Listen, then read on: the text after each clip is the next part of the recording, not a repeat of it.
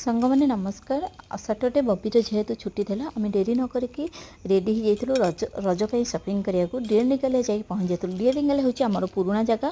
ଆମେ daily daily ସେଠିକି ଯାଉ। ଏବେ ଯେହେତୁ ଡିଷ୍ଟାନ୍ସ ହେଇଯାଇଛି ଆଉ ଯାଇପାରୁନୁ। ଡିଷ୍ଟାନ୍ସ ମାନେ ସାଙ୍ଗମାନେ ଘରଠୁ ଡିଷ୍ଟାନ୍ସ ନୁହେଁ, ଘରଠୁ ଯେତିକି ରହିବା କଥା ସେତିକି ରହିଛି।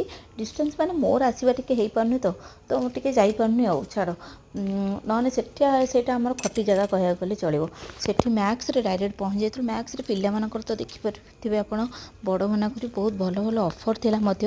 କମ୍ buy one get one free, buy two get one ସବୁ ଥିଲା। ବଟ୍ ଆମେ ଯାହା ଦେଖିକି କିଣାକିଣି କରିଛୁ।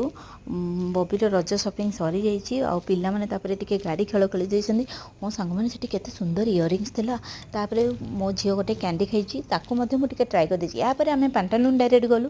ପାଣ୍ଟାଲୁନ୍ରେ ମଧ୍ୟ ଝକାସ୍ ଝକାସ୍ ଥିଲା। ହଁ, ସେଠି ମୋର ଗୋଟେ ପୁରୁଣା ସାଙ୍ଗ ଦେଖା ହେଇଗଲେ, ସିନିୟର ଦେଖା ହେଇଗଲେ। ତାପରେ ମୋ ଭଉଣୀ କଥା ଜାଣିଛନ୍ତି, ତାର ମନେ ପଡ଼ିଯାଇଛି ମୋ ଚଷମା ଭାଙ୍ଗି ଯାଇଛି ବେଲିକା।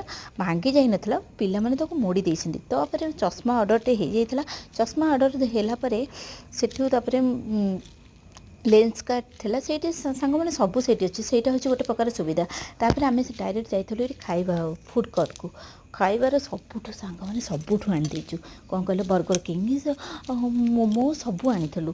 ତାପରେ ସେଥିରେ ପୁଣି ଆଣିଥିଲୁ କ'ଣ କହିଲେ, ମିଲ୍ସ ଆଣିଥିଲୁ, ସବୁ ଆଣିଥିଲୁ। ଆପଣମାନେ ଭିଡ଼ିଓ ଦେଖିପାରୁଥିବେ। ହଁ ସାଙ୍ଗମାନେ, ଗୋଟେ ସୁବିଧା କ'ଣ କହିଲେ, ସେଠି ପ୍ରାଇସ୍ ତ ଏତେ ବି ନୁହଁ ଆମ ପାଇଁକା ସୁଇଟେବୁଲ୍। ତାପରେ ସାଙ୍ଗମାନେ ସେଇଠି ଆପଣ ମାନେ ପିଲାମାନଙ୍କୁ ଆମେ ନେଇକି ଯାଇଛୁ, ଆମକୁ ବି ସେଠି ସବୁ ପ୍ରକାର ସୁବିଧା, ଖାଇବା ସୁବିଧା ସେଠି ମାନେ ଖରା ବାଜିବା ନାହିଁ, କିଛି ନାହିଁ। ମଲ୍ ଭିତରେ ତୁମେ ଚଢ଼ ପାଇବ, ସେଇଟା ବୁଲିପାରିବ ଆଉ ଟାଇମ୍ ପାସ୍ ହେଇପାରିବ। ଏସବୁ ସରିଲା ପରେ ଆମେ ଡାଇରେକ୍ଟ ପହଞ୍ଚି ଯାଇଥିଲୁ ରିଲାକ୍ସ ମାର୍ଟରେ। ସେଠି ମଧ୍ୟ କିଣାକିଣି ଟିକେ ସରିଯାଇଥିଲା। ତାପରେ ଘରକୁ